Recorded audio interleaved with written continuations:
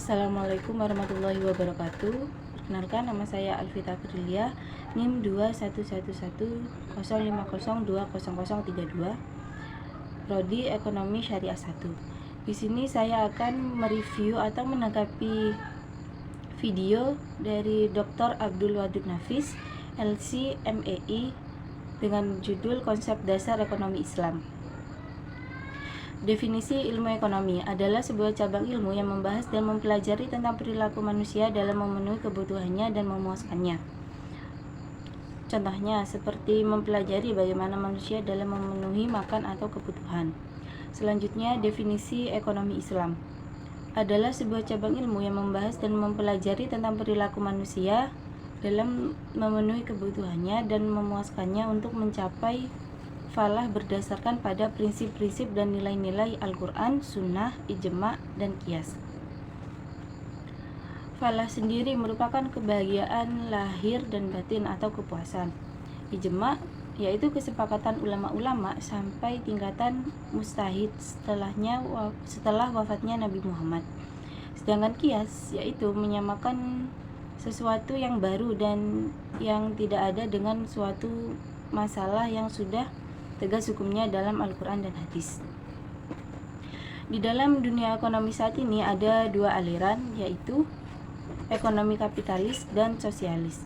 Ekonomi kapitalis yaitu ekonomi yang dikuasai oleh blok barat, sedangkan ekonomi sosialis yaitu ekonomi yang dikuasai oleh blok timur.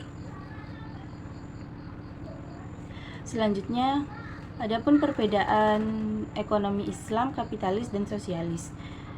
Ekonomi Islam yang pertama bersumber dari Al-Quran, Al-Sunnah, dan ijtihad ulama. Yang kedua, kompetisi di kontrol syariat Islam. Yang ketiga, pengakuan kepemilikan individu dan umum secara nisbi atau tidak secara penuh. Yang keempat, kesejahteraan bersifat jasmani, rohani, dan akal. Yang kelima, mekanisme pasar bekerja menurut maslahah. Sedangkan perbedaan ekonomi kapitalis yang pertama bersumber dari pemikiran dan pengalaman manusia. Yang kedua, kompetisi usaha bebas dan melahirkan monopoli. Yang ketiga, pengakuan kepemilikan individu secara bebas. Dan yang keempat, kesejahteraan pasar dibiarkan berjalan sendiri. Dan yang kelima, mekanisme pasar dibiarkan secara berjalan sendiri. Selanjutnya, perbedaan ekonomi sosialis yang pertama bersumber dari pemikiran dan pengalaman manusia. Yang kedua, tidak terjadi mekanisme pasar dan tidak ada persaingan. Yang ketiga, tidak mengakui kepemilikan individu secara alat produksi milik umum. Yang keempat, kesejahteraan bersifat jasmani belaka. Yang kelima, perekonomian dijalankan lewat perencanaan pusat oleh pemerintah. Selanjutnya, sumber-sumber hukum ekonomi Islam. Yang pertama, Al-Quran. Setiap masalah baik itu jual beli, kebutuhan makan, dan sebagainya harus berlandaskan Al-Quran. Yang kedua, Al-Sunnah. Harus melihat sabda Nabi atau dikerjakan Nabi ataupun dikerjakan sahabat. Yang ketiga, Ijma'. Kesepakatan ulama-ulama sampai tingkatan mustahid setelah wafatnya Nabi Muhammad. Yang keempat, Al-Qiyas. Menyampaikan sesuatu yang tidak ada dalilnya kepada masalah yang ada dalilnya dalam Al-Quran, hadis, atau yang ada kesepakatan.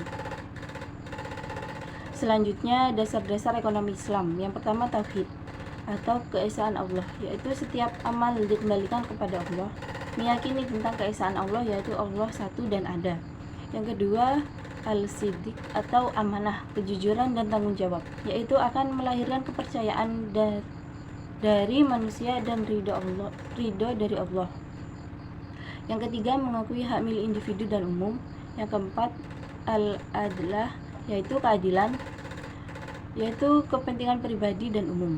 Yang kelima, al-tawazun atau keseimbangan, yaitu keseimbangan antara kepentingan rohani dan jasmani. Dan yang terakhir, keenam, al-ta'azun, yaitu tolong menolong. Selanjutnya, prinsip-prinsip ekonomi Islam bebas dari Maghrib, yaitu singkatan dari maisir, artinya jual atau transaksi baik jual beli yang mengandung judi. Yang kedua, gharar, atau tipu menipu. Yang ketiga, riba, baik riba fadl maupun riba nasiyah. Selanjutnya, karakteristik ekonomi Islam. Yang pertama, ekonomi Islam terkait dengan akidah, syariat, dan akhlak. Yang kedua, harta kepunyaan Allah dan manusia sebagai khalifah atau manusia sebagai pelaksana.